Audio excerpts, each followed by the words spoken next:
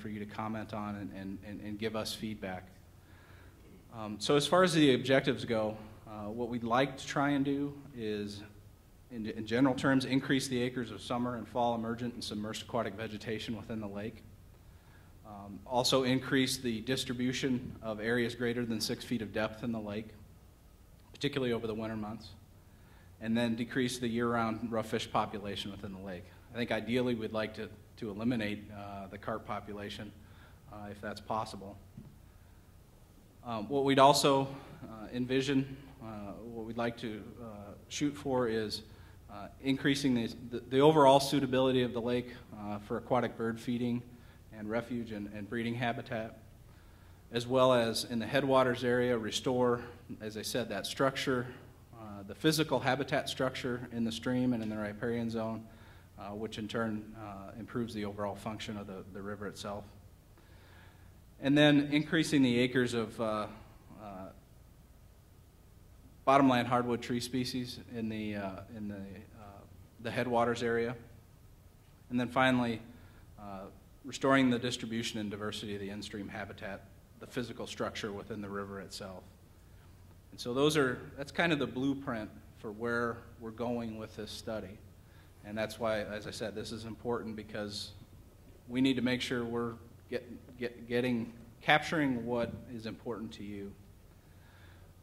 In a few minutes, what I'm going to talk about is some of the concepts or ideas for alternatives that we're going to come up with. When we put those together into alternative plans and we evaluate them, there's some things that we have to consider when we do that. First and foremost is we're trying to identify the plan or the course of action that benefits the nation as a whole. Now, obviously, this is a local resource. It impacts you every day. It's something that you're passionate about. But we have to balance that against what's the need for restoration on a national level. Some of the ways that we do that is we look at a particular course of action. You know, is it complete? Does it accomplish the things? Does it meet the objectives that we set out in the study, the ones that I mentioned earlier? But then also, is it effective? Are there numerical targets that we can hit either from an acreage standpoint or from a specific habitat type that we can achieve? Also, the efficiency of that alternative. Is it cost effective to do this? Oftentimes we'll come up with literally hundreds of alternatives, but probably only 10% of those are actually cost effective. And what I mean by that is a given alternative produces a certain amount of benefits, and you might have another alternative that produces the same amount of benefits that costs more. So we're, in a case like that, we're forced to take essentially the cheapest alternative that produces a given level of benefit. And then finally, what's the acceptability? Does the public support this? We're not in the business of going out and proposing construction, particularly in the area of ecosystem restoration, that doesn't have support of the general public. So that's an important component of this. Just to give you an idea, this is a map that's out on the display boards. But really, what this shows you is the area that we're really focused in on now. It's Lea Lake. It's also the headwaters area. Give the shadow puppets, generally the headwaters area right in here. Some of the things that we've talked about in terms of potential restoration features that we'll evaluate. In the headwaters area in particular, wetland restoration, some areas there to restore. Is there a potential for stream meandering? Forest plantings, and then, as I said earlier, that in-stream structure, woody debris or rock riffles or weirs that can improve the habitat in the river. At this point, we've kind of thrown everything out on the table. We haven't started to go through those and take things off the list. Some things just don't make sense. We haven't gone through that process yet. We wanted to let the public know what we were thinking across the whole spectrum of measures before we did that. In the area of water level management and sediment management, we're looking at the dam itself at the lower end of the lake. Can that be modified in some way that will allow the lake to be managed, the water levels to be managed in a way that increases the likelihood that we get emergent and submergent vegetation? And some of the things that we're considering is, what's the frequency of a drawdown look like? What does the duration look like?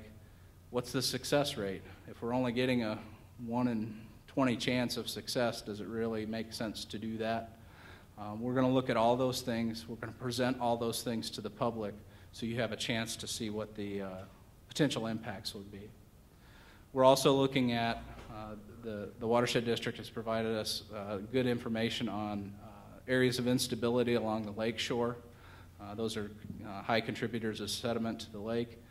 What are there opportunities there to stabilize that, either through physical construction on a particular erosion site, or some practice in the lake that will reduce the wind fetch or the ice that's causing some of the shoreline instability.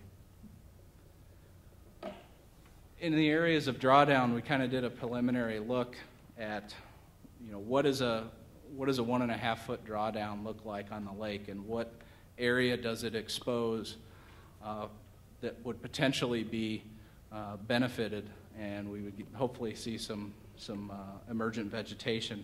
And so what you see here around the periphery of the lake is about 236 odd acres that gets exposed during a drawdown of a 1.5 foot. If we go down 2 feet, it goes up to about 393 acres of area that's exposed.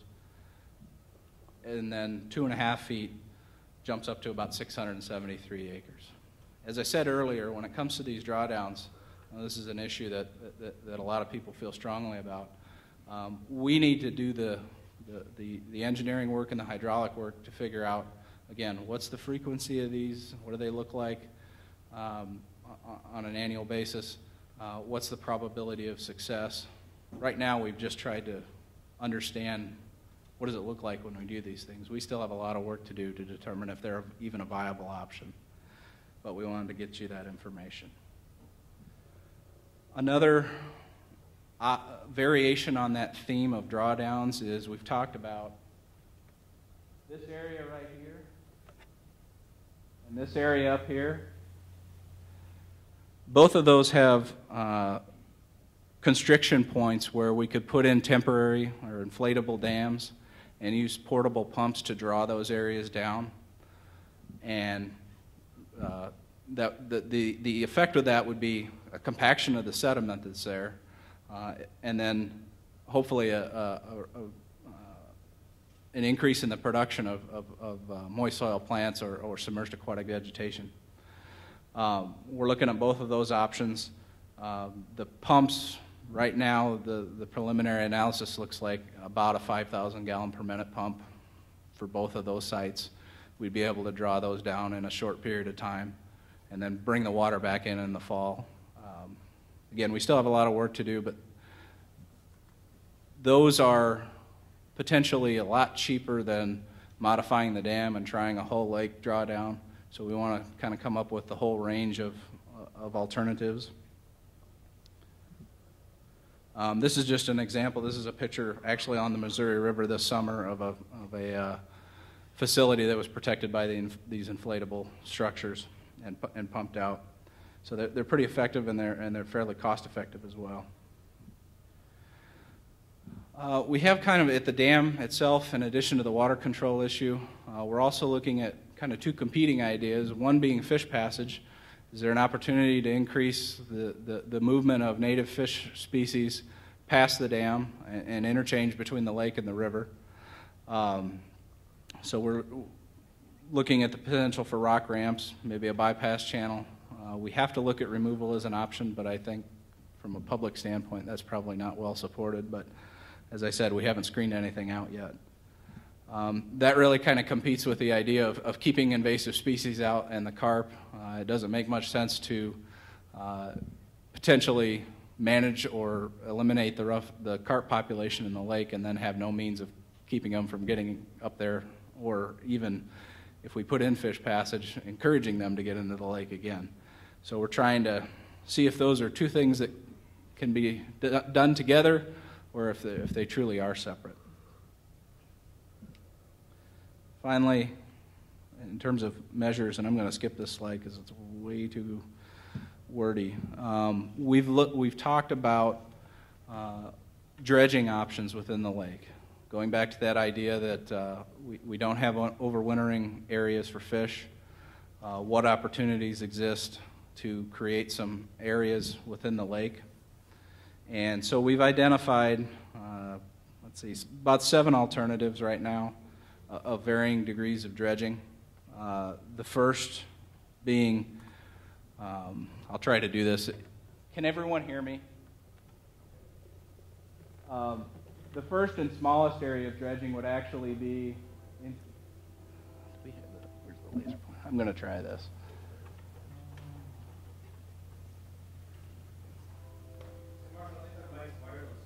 Is it? Oh, yeah. There we go. This area right here is about 2 acres in size, and we envision doing some dredging there, mostly as a way to open up the entrance into if we did some sort of water control structure at the dam, we would open up the area just upstream of it so that we could encourage flow through that structure. Another alternative, actually a pair of alternatives, is to dredge either 5 or 10 acres within the central basin. And right now, as you can see, we just have essentially center points for this dredging. What we need to look at is the actual depth and where the historic lake bottom was, the glacial lake bottom. We're targeting 6 feet of depth, but in some of these locations it may be more, it may be less, and that would allow us to expand or contract those dredged areas. We'll have a more defined area the next time we meet with you all. We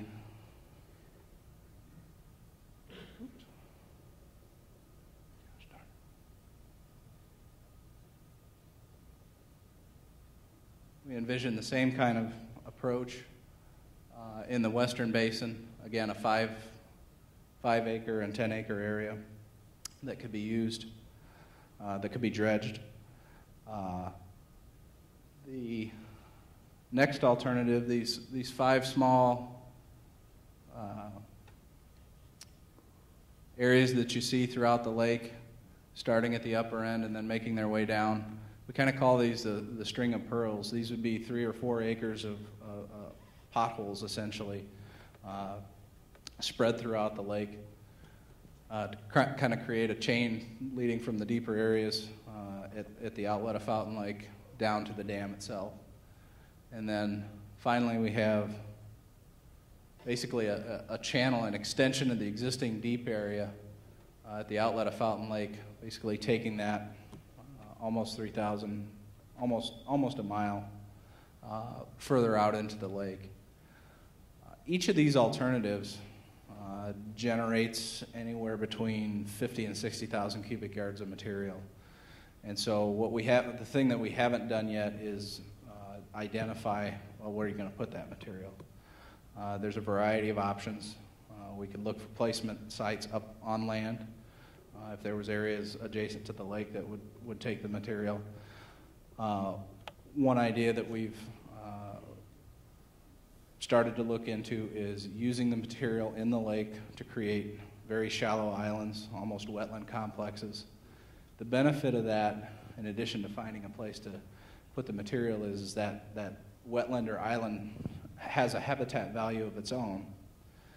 But it also, if we place them in the right, if we orient them the right way in the lake, they can cut down on some of the wind fetch that resuspends a lot of the sediment, the shallower sediments in the lake. We've done that on a number of projects around the Midwest, and it's very successful. We've also been talking with the DOT, send that to our higher headquarters to get approval.